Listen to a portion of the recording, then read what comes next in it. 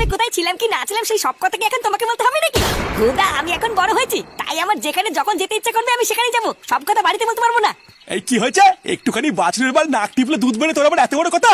আর হ্যাঁ, বাড়াতেই কান খুলে শুনে রাখ, আজকের থেকে তোর বাপ বলে আমাকে আর পরিচয় দিবি না।